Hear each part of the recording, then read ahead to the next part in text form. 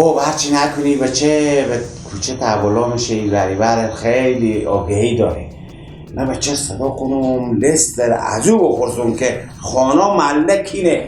امید بیا بابا. بله. بیا بابا. بابا سلام بابا. و علیکم بابا. میگم بابا بله. من مایم لست دمی خانا منطقه به من بدی. خب من چکار؟ همین گوسفنده که میکشیم قربونی میکنیم مایم که 1 کیلو گوش برای اینا رهی کنم، اونا من از اصالت 2 کیلو 3 کیلو رهی کنم.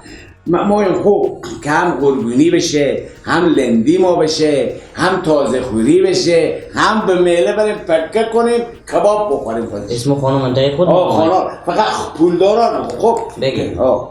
ایجی فضل احمد خان. ایجی فضل احمد خان. ایجی گل احمد. امی که صرافی نداره. ایجی گل احمد خان صراف. دیگه ایجی جان آقا. ایجی جان آقا. خب دیگه ایجی شیر احمد خان.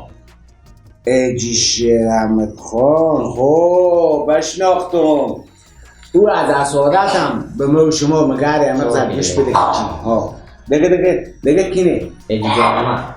چی؟ ایجی جان احمد نمیگه جان احمد تیلرها داره. تیلرها هنوز بگو دیگه. خوب دیگه بسته؟ نه همینه دیگه با خود شما میشناسه. نه دیگه بسته. همینا که ببری گوشت با پس بیای بسته ما شمانه. خب آفرین جگرم. نگاه کن بچیم زمانیه که باید ما شما دریده که به منطقه کمک میکنیم توقع ازیدی شوشین و 20 رو پس به تکیزی ما میه. استقونا رو سوا میکنی گوشتار سوا. خب بابا جو همین گوشتار که میدیم به می خانا پسی استقونا ما انتخاب همین یک نیمی که در سرا میایم همین پرتپورتا و همین استقونا رو بر اینا میدیم دلای اینا خوش میشه که دیگه اینا به بار میشه. میگم بابا جو همین رقم که من دیگه مردم دیدم قربونی میکنن شاید قربونی ما شما صحیح نباشه. وقتی پرگپی نکن گپ مف نزن. برو 1.5 کیلو 1 کیلو لیلون هم بستون که گوشتار به تای کنیم که بعد به دست همسایه‌ای که به تپش خواب میرم با خود شما میترمه. برو آمادگی بگیرک برو. بچه دیگه نمیفهمی. اگه بفهمی که من چیکار میکنم به غم شمانم که گوشت بخوریم کباب بخوریم مگر بسته میلار کباب سیخی بخوریم. اینو بچه هم اینو چوغک بچه هم نمیفهمم گپ به کجایه. به فکر ازی باش که 10 روپیه میدی 20 روپیه بس به تکیزی تو بیایه. نه دیگه بشو دم همه لسته که لازم بود بشو. یا الله سلام علیکم. و علیکم. انشتری خوبت خوبی؟ شکر الحمدلله. شما خوبید؟ شما خوبم. سلامت بشی. زنده باشی. چیگه پایه شو تنبال تو چیکار میکنه؟ قرار غریری همین که مریض هتی روزور ببردم باز پیش دکتر گفته پریز ازی بگیریم همین که او یخنی بری ازی بدیم چیزای دار لابدار باشه بری ازی بدیم نمیفهمم. حالی بیدی شروع این تو گفتم برو مساع کار خورچی شروع دیدم در سر شما بایی گفتم باشه یک خبری از اون براخم بگیرم. میگم خوارم این گناه خودتونه که بگریفتی میرم که تنبال و مخته کردی لقه به تقه میخور خور به نجوری میزنه ناجورم همینطور تنبال و مخته کردی نه به کنار خوب شوندی. خب چکار کنم برو رهنگی که نمیگل دگه بگه من ناخوشم مریضه دیگه من یک دردی مشکلی چیزی داره دیگه کجای زن برار من؟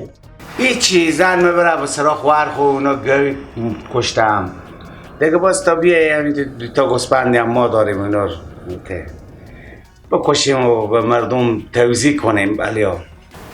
خوب برو خدا قبول کنه زندگی دست شما درد نکنه خیلی خدا قبول کنه. خوبه یعنی زن برار من نمیه کور ببینم؟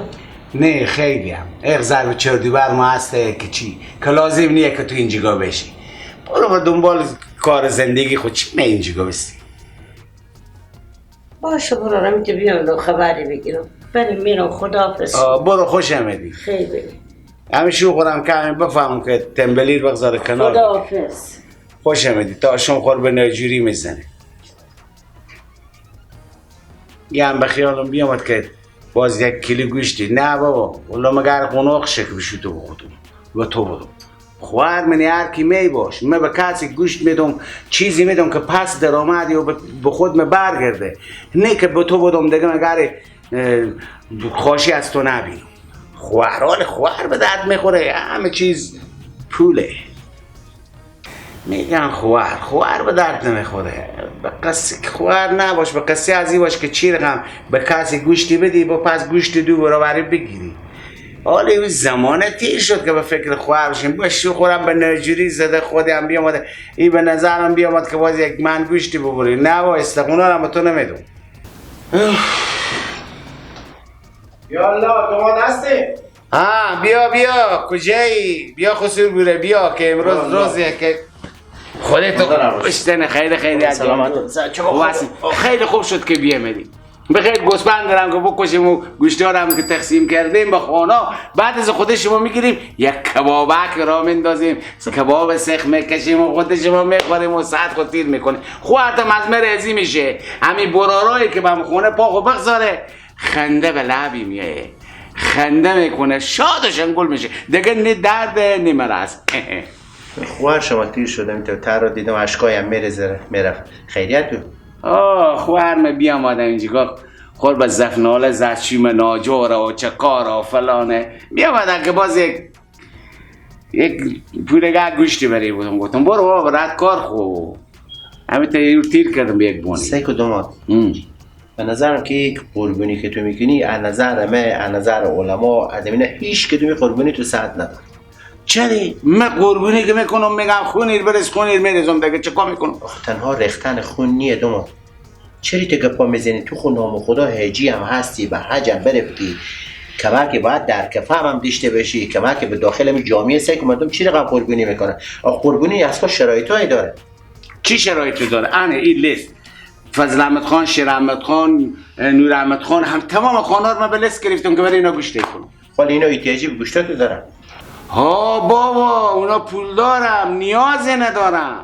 اصلا من نمایم که به قریب چیزی بودم، مایم به پولدار بودم که 1 کیلو میدم 2 کیلو پس برگشت بخوره به خونه می. خصوص بره جان تو به کجایی؟ دل تو خوش داماد که تم قربونی میکنی، به پولدار میده که وضعی برای تو پس رای کنم ها. اصلا خصوص بره این گپ بگذار کنار. قریبا کسته به دیگه فازیم، باز خانا به دیگه فازیم. اگه من خواسته باشم خودی هر توادم توالا شما مگر به خواهر حکومت کنم. بدیدین که خواهر خود رد کردم برم. قریبا کستم فاز اینا فرق میکنه.